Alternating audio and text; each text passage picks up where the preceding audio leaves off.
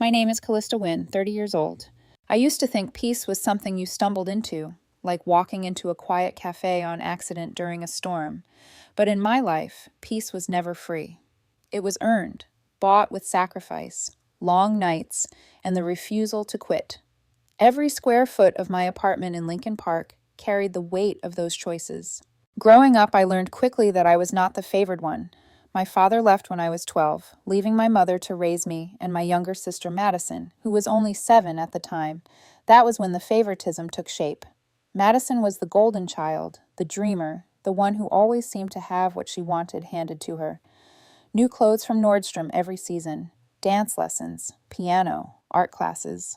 Meanwhile, I wore hand-me-downs until they ripped and stocked shelves at the corner store after school just to afford notebooks. At first, I told myself it didn't matter.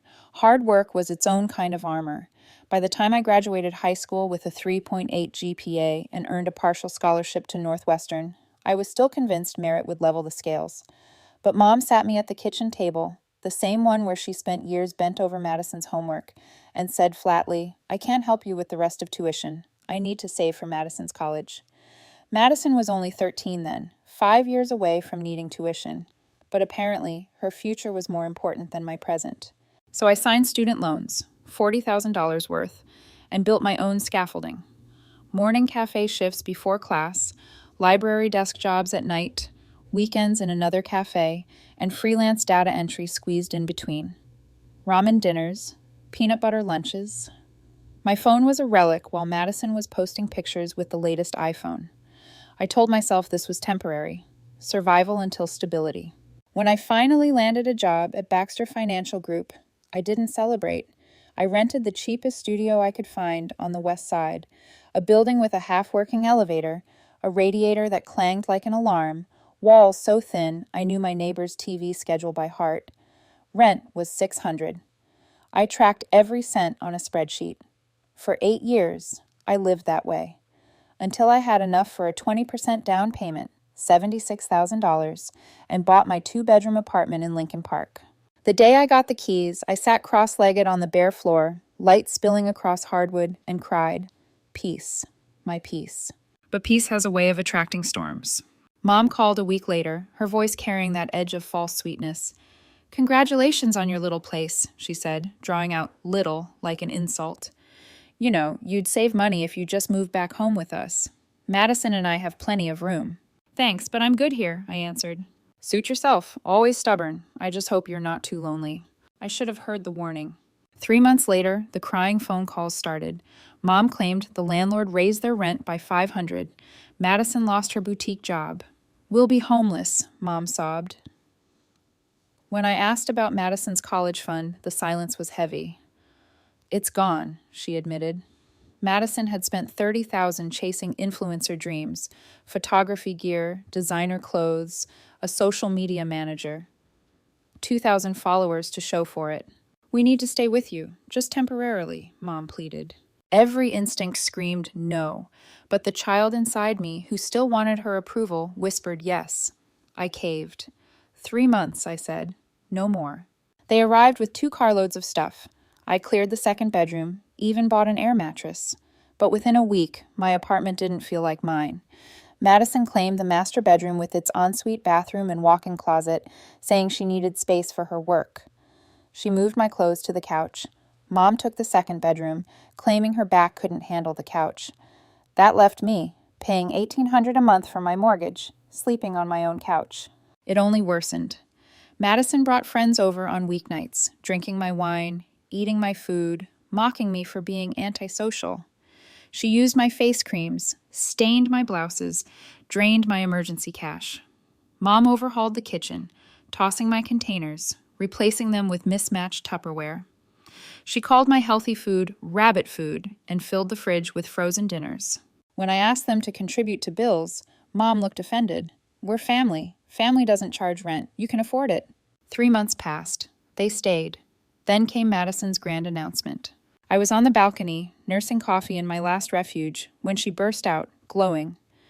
"I'm pregnant." Mom leapt up, tears of joy. "This is wonderful. You'll need stability. This apartment is perfect for you." Madison smirked, hand on her still flat stomach. You don't even use most of it, Calista. You're jealous. Jealous I'm having a baby while you'll die alone with your spreadsheets. Her words stung, but I didn't react. I just locked myself in the bathroom. The next morning at work, my phone lit up non-stop. Mom's voice was sharp when I finally answered. You're going to transfer the deed to Madison. She needs it more than you. You're young, successful. You can rent a room. Absolutely not, I said. I worked for 8 years for this apartment. I'm still paying the mortgage. You ungrateful little parasite, she screamed. My coworkers turned to stare. I ducked into a conference room, hands shaking. You've always been jealous of Madison. Prettier, more lovable. You can't stand her happiness. I hung up, but dread pooled in my stomach.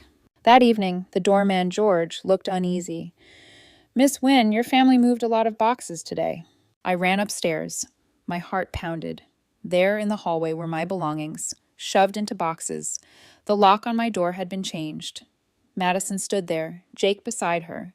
Madison's unemployed DJ boyfriend of 4 months, smirking like squatters who'd won a prize. What the hell is this? I demanded. This is our apartment now, Madison said sweetly. Mom said you agreed to give it to us for the baby. So generous of you. I never agreed to anything. This is my apartment. I own it. Jake stepped forward, trying to look imposing despite his lanky frame. Look, your mom said you were being difficult, but the decision's made. Don't be selfish. Think about the baby. Get out of my apartment or I'm calling the police. Madison laughed, a sharp, cruel sound. Go ahead. Mom will tell them you gave us permission. It's our word against yours. And who kicks out a pregnant woman? You'll look like a monster. Behind them, Mom crossed her arms. Calista, stop making a scene. Maybe you should see a therapist about your jealousy. They slammed the door in my face. For 30 seconds, I stood frozen in shock. Then I gathered my boxes, walked downstairs, and asked George to help load them into my car. His silence was heavy with pity. I drove to a Holiday Inn, checked into a room, and dialed the police. My voice was steady, but inside my world shook. I'd like to report a breaking and entering, I said. My family has changed the locks on my apartment and refuses to leave. The police arrived the next morning. 2 officers, Martinez and Lewis, met me in the lobby at 8 sharp. I had everything. Deed, mortgage statements, utility bills, my driver's license with the address printed bold. I stacked the papers in a neat folder, my armor. As we rode the elevator, Officer Martinez glanced at me. Family disputes get messy, he said, not unkindly. But property law is pretty clear. You sure you want to go through with this? Yes, I answered. My voice sounded calm, but my palms were damp. At my door, Officer Martinez knocked firmly. Chicago police, open up. The door creaked open. My mother stood there, mascara smudged like war paint, eyes already wet. Officers, thank God you're here. My daughter is having a breakdown. She's trying to kick out her pregnant sister. What kind of monster does that? Madison appeared behind her, clutching her stomach dramatically, though she wasn't even showing. She gasped and let her breath hitch into sobs. Please, I'm pregnant. She's making us homeless. My baby has nowhere to go. Officer Lewis barely looked at her. He turned to me. Ma'am, do you have proof of ownership? I handed over the folder. He flipped through the documents, nodding. Everything checks out. This apartment belongs to Miss Wynn. Mom's tears stopped midstream, her face hardening. I'm her mother. I have a right to be here. No, ma'am, Officer Martinez said evenly. Without her permission, you're trespassing. You have 1 hour to pack your belongings and leave, or we'll make arrests. For a second, the air seemed to crackle. Madison's tears vanished like mist. Rage twisted her face. You'll regret this, Calista. You'll die alone. No one will care. Keep talking, Martinez said, voice firm, and you'll have 30 minutes instead of 60. I stood silent, watching them scramble. Jake cursed under his breath as he stuffed clothes into bags. Mom hissed as she passed me. You're not my daughter anymore. I have 1 child, and it isn't you. Don't ever contact us again. When the door shut behind them, the apartment seemed to exhale. Silence pressed against the walls, but it wasn't peace. It was the kind of silence after a bomb detonates. That afternoon, I hired a locksmith. Grade 1 deadbolts, industrial strength, impossible to pick or bump. I gave George at the front desk their photos and strict instructions. Never let them in. I blocked their numbers, changed mine, closed every door I could. But the siege didn't end. The next morning, texts from unknown numbers flooded my phone. This is Aunt Patricia. How could you throw your pregnant sister out? Uncle Tom here. You need to apologize to your mother right now. It's Cousin Janet. You disgust me. Madison's having a baby and you left her homeless? The calls came in waves. I had to silence my phone just to think. Then came the knocks. One night, through the peephole, I saw Aunt Patricia, Uncle Tom, and my grandmother. They called out for 20 minutes, pleading, scolding, threatening. George finally had to remove them for disturbing residents. 2 days later, I walked into the office lobby to find Uncle Tom, Aunt Patricia, and Cousin Mark waiting. My coworkers craned their necks. "We need to talk about what you've done," Uncle Tom said loudly. "Throwing your pregnant sister onto the street. What kind of person does that?" "This is my workplace," I whispered. "You need to leave." "Not until you do the right thing," Aunt Patricia snapped. Security escorted them out, but the damage was done. Whispers followed me back to my desk. My boss called me into his office. He leaned forward, brows drawn. "Calista, I don't know what's happening in your personal life, but you can't let it bleed into work. Handle it." I nodded, throat tight. But the harassment spread. Cousin Janet approached me at the gym, smirking as I ran on the treadmill. "I just joined to talk to you. You need to make this right." I shoved in earbuds, turned the volume up, refused to answer. Uncle Richard called my office line, telling the receptionist it was a family emergency. His voice dripped guilt. "Your grandmother is so upset she can't eat. Is that what you want? You'll kill her with worry." I hung up, reported the call to HR. 2 weeks later, a letter arrived at work. Formal, typed, but it carried my mother's venom. "Dear Calista, your recent actions have caused irreparable harm to your sister and her unborn child. Madison is vulnerable. Jake has left her due to the stress you've caused. She is alone and frightened. Your aunt and uncle have offered us temporary shelter, but their home is not suitable for a baby. You have a 2-bedroom apartment you selfishly keep to yourself. If you have any humanity left, you will let Madison return. If not for her, then for your innocent nephew. I have loved you despite your difficult personality, your jealousy, your resentment. But this may be beyond forgiveness. Your mother." I crumpled it and tossed it in the trash, but my hands trembled after. That night, I lay awake, staring at the ceiling. Every creak in the building made me tense. I had my fortress now, but their voices still echoed. And something else nagged me. Weeks earlier, I'd received a strange piece of mail, addressed to Calista Wynn with an extra E. It was a bland form letter about a mortgage pre-approval, nothing I'd applied for. I'd tossed it, assuming it was junk. But now, lying in the dark, I replayed Mom's words at the kitchen table years ago. "Don't worry, I'll handle the paperwork." Back then, she had insisted on filling out my student loan forms, saying financial stuff was too complicated for a teenager. I remembered her neat, slanted handwriting, her way of sliding papers across the table with a practiced smile. I remembered not asking questions. A chill rippled down my spine. The next morning, I checked my credit monitoring service, something I barely looked at anymore. A red notification blinked. Potentially new account inquiry. I closed the laptop quickly, telling myself it was an error, but my stomach twisted. Meanwhile, Aunt Patricia's interest in my apartment seemed to grow. During one confrontation, she'd ask casually, "Lincoln Park's value has gone up, right?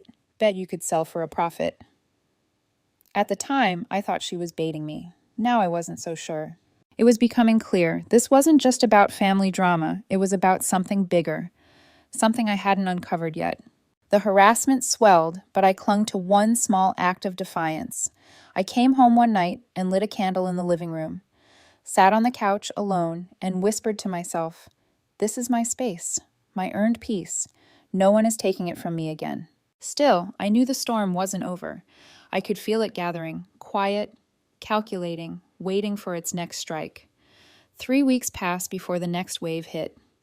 The silence almost fooled me, like the eye of a storm where everything is eerily calm. I worked, I slept, I cooked in my own kitchen without hearing criticism about rabbit food. I started jogging in the mornings again, earbuds blasting music that drowned out the residue of their voices. For a while, it felt like life might be normal again. Then my cousin Beth showed up at my office. Unlike the others, she'd never joined the mob. She hovered at my desk, looking awkward, twisting her handbag strap. "Your mom asked me to talk to you," she said. Every muscle in my back tensed. "Beth, I don't want to—" "Just listen," she pleaded. "I didn't agree with what they did, but Jake's gone. He left Madison 2 weeks after you kicked them out. He went to LA to work on his music, blocked her number before his flight. Now Madison's 3 months pregnant, living on Mom's couch in a tiny studio. Mom's working double shifts just to cover rent. They're barely eating. I stared at her. Beth's words were calm, but there was calculation underneath. The same guilt-laden cadence I'd heard in every call and letter. She wanted me to ask if you'd reconsider, just until the baby comes. No, I said flatly. Beth's face fell. She's desperate, Calista.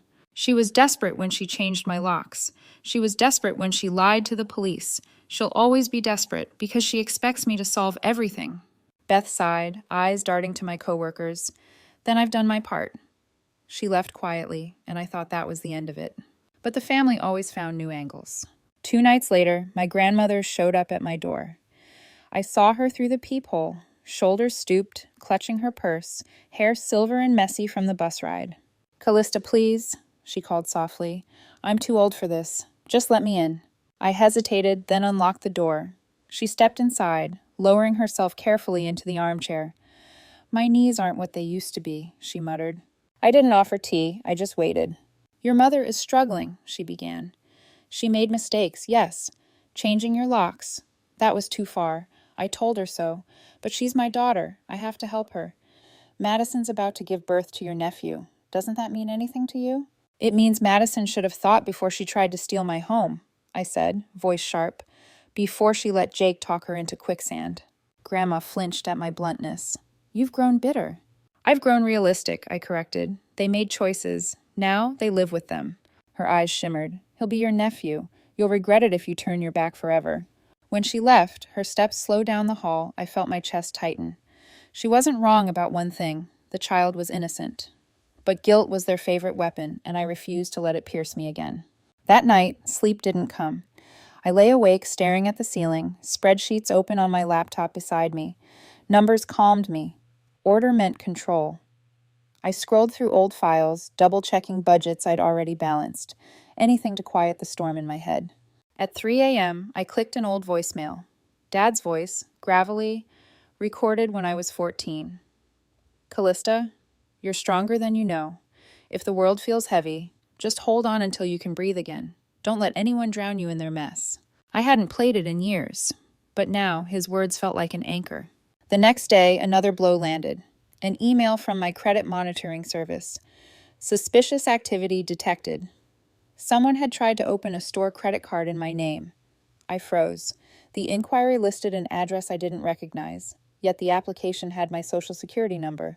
I almost deleted it, telling myself it was an error, but memory flickered. That day at the kitchen table, years ago, Mom's slanted handwriting on my student loan forms. Her insistence, "Don't worry, I'll handle the paperwork." A cold realization seeped in. What else had she handled over the years? Later that week, George at the front desk mentioned casually, "A woman asked about your unit. Said she was family, checking if it might be on the market soon. I didn't let her up." "Did she say her name?" I asked. He hesitated. "Patricia, your aunt, right?" My stomach clenched. Aunt Patricia was a realtor. Suddenly, her pointed comments about property values didn't feel like idle gossip. They felt like reconnaissance. By then, I'd learned to expect confrontation in unexpected places.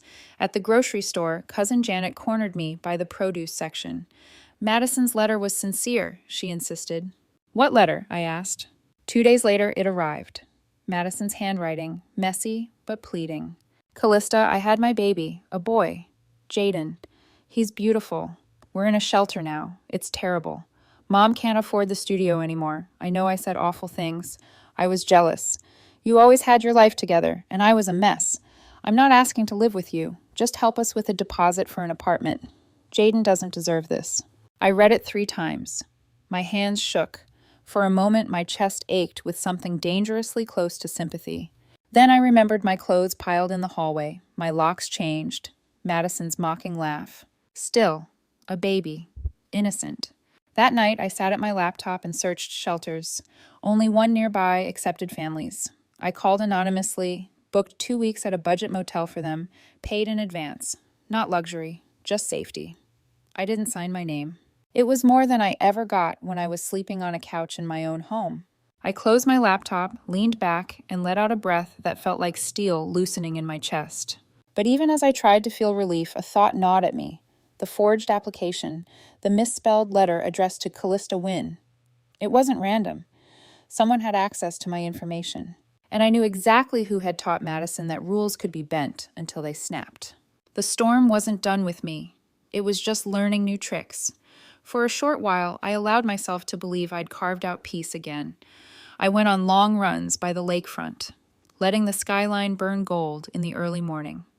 At work, I kept my head down, turning quarterly reports into small victories. On a Friday night, I even said yes when David, the guy from my gym who always nodded politely, invited me to dinner.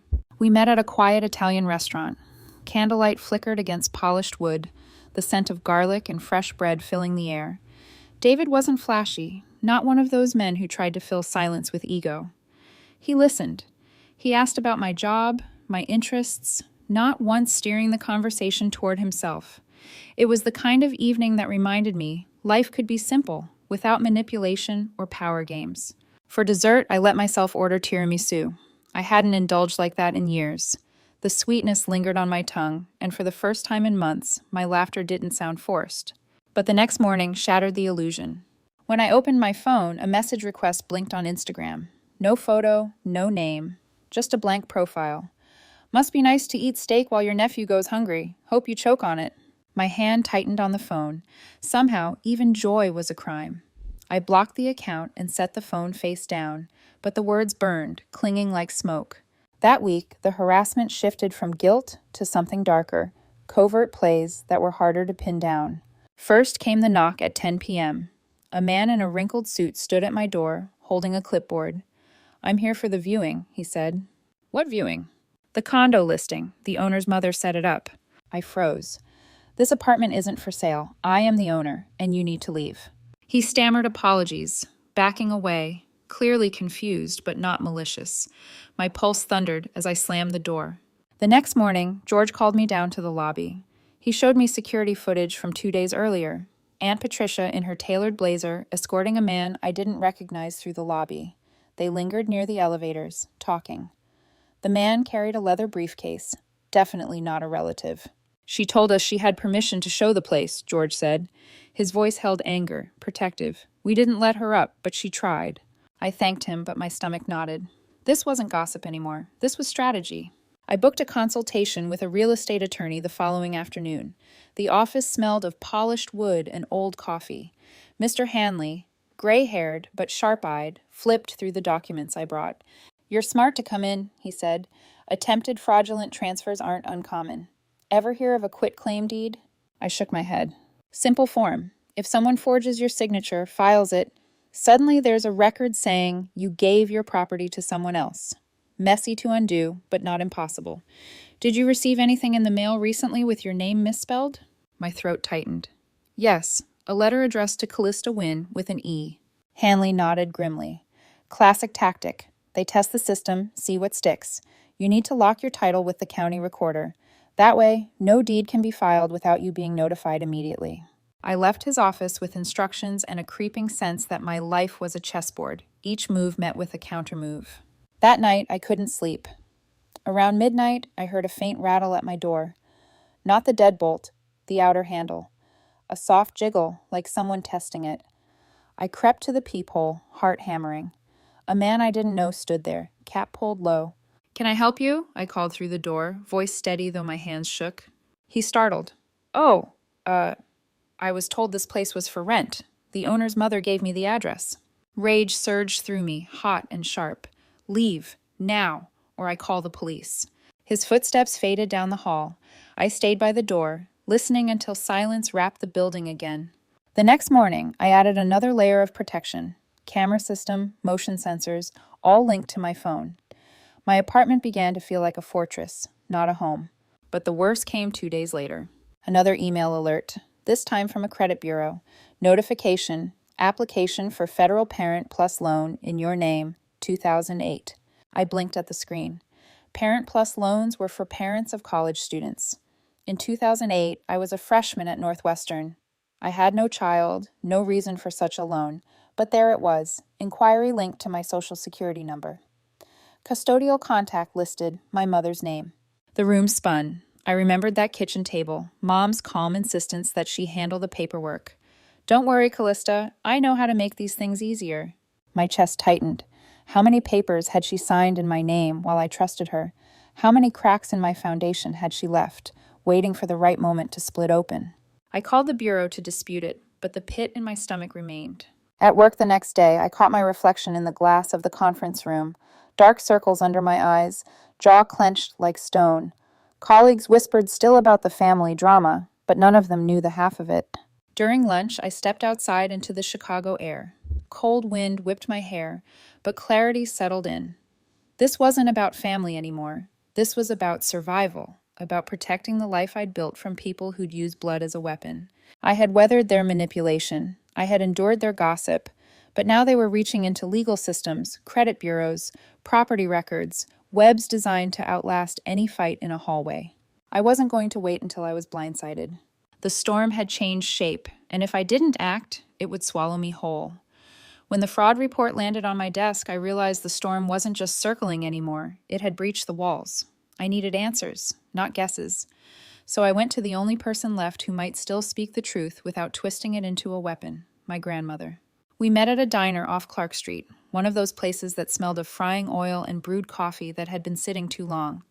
She arrived bundled in her heavy coat, eyes tired, her hands trembling slightly as she reached for the menu she didn't really intend to read. You wanted to see me, she said cautiously. I leaned in. I need the truth about Mom, about the money, about Dad. For a long moment, she didn't answer. Then she sighed, staring at the chipped edge of her coffee mug. Your father didn't just leave because of the fighting. He left because your mother opened credit cards in his name. She used your social security number, too, when you were still a teenager. He begged her to stop. She wouldn't. Said she was doing it for the family. He couldn't take it anymore.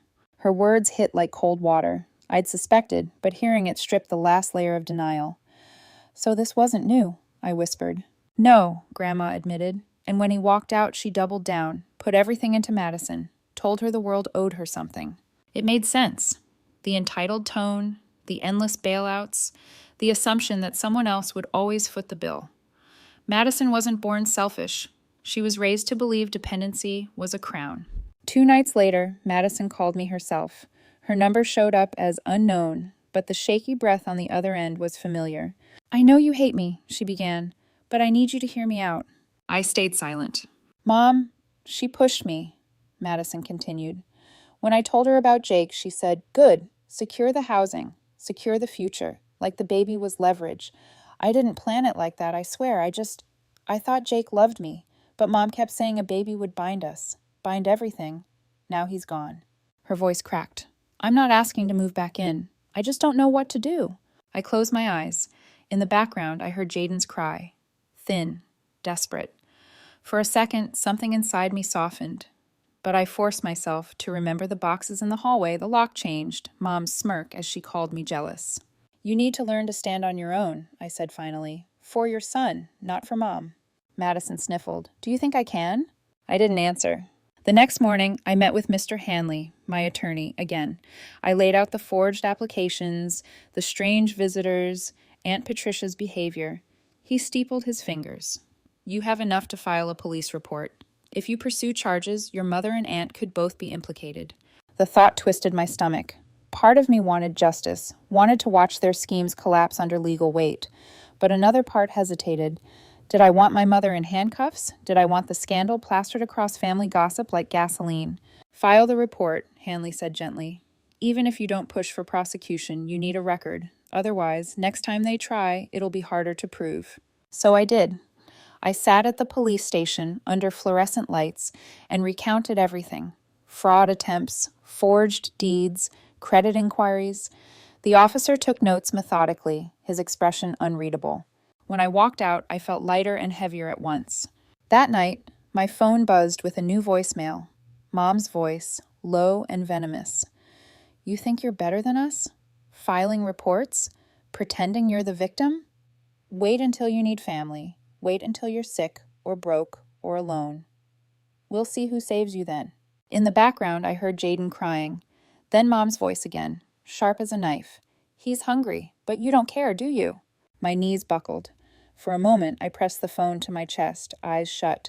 That was her final weapon, guilt sharpened into a blade. I stood by the window, city lights scattering like shattered glass across the skyline, and I made a decision. I wasn't going to let her drown me in her chaos anymore, but I also wasn't going to let an innocent baby pay the price for her sins. The line had to be drawn with surgical precision. The next morning, I sat at my kitchen table, staring at a blank sheet of paper. Numbers and scenarios flooded my mind. Mortgage balances, savings accounts, trust structures. For years, spreadsheets had been my lifeline, the one place where chaos couldn't touch me. And now, they became my weapon. I wasn't going to give in to Mom's demands. I wasn't going to let Madison drag me back into a life where my boundaries were treated like suggestions. But I also couldn't ignore the image of Jaden's thin cry over voicemail. He didn't ask for any of this. So I drafted something new, a restricted trust account, funds earmarked only for housing and baby essentials. No cash withdrawals, no loopholes for influencer investments or impulsive spending sprees. A third-party administrator would control it, not me, not Madison, and certainly not Mom. If Madison wanted help, she'd have to meet conditions. Proof of a job program, parenting classes, receipts for expenses. Guardrails, not handouts. It was mercy, but with teeth. 2 weeks later, I arranged to meet Madison at a neutral place, a cafe near Union Station, public enough to prevent a scene, quiet enough for words to land. She arrived late, hair tied back, dark circles under her eyes. She looked older than 25, exhaustion written across her face. In her arms, Jaden squirmed, tiny fists clenched against a thin blanket. For a moment, I couldn't speak. He was fragile, soft-skinned, utterly innocent. Madison slid into the seat across from me. "I thought you wouldn't come," she said. I almost didn't. She bit her lip, eyes darting away. "I was horrible to you, I know. Mom." She made me believe I was owed things, that you were just a wall in the way. But when Jake left, when the shelter turned us away one night because they were full, I realized no one's coming to save me, not even her, especially not her. Her voice broke, and for the first time, I believed the cracks weren't staged. I slid the folder across the table. "This is for Jaden. Not for you, not for Mom. A trust account. It'll cover rent, formula, basics, but it comes with rules. Job training, parenting classes, receipts. If you want the money, you'll have to prove you're using it for him." She blinked at the papers. "You'd really do this? After everything?" "I'm not doing it for you," I said evenly. "I'm doing it for him." Tears welled in her eyes. "Thank you." "Don't thank me," I warned. "Don't think this opens the door again. You burned that bridge. This is just a safety net for the baby." We sat in silence, only the sound of Jaden's soft breaths between us. For a moment, I felt the faintest glimmer of what family was supposed to feel like. Responsibility without chains, care without manipulation. But it passed quickly, like light behind clouds. The fallout came swiftly. Aunt Patricia was caught arranging another showing of my apartment to a supposed buyer. My attorney filed a formal complaint with the real estate board.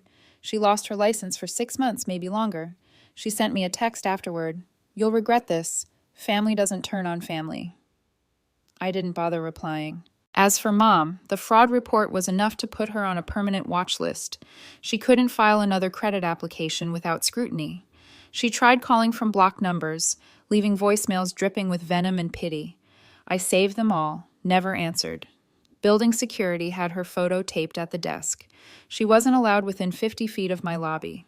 Life began to quiet again, though not in the same way as before. I knew now that peace wasn't something you bought once and kept forever. It was something you defended every day from the people who believed they were entitled to your oxygen. One night, months later, I sat in my living room. The windows were shut tight against the winter wind, a single lamp casting warm light over the room. My spreadsheet was open on the laptop, but I wasn't looking at numbers. Instead, I played Dad's old voicemail again. "If you ever feel like you're drowning in someone else's mess, choose your peace."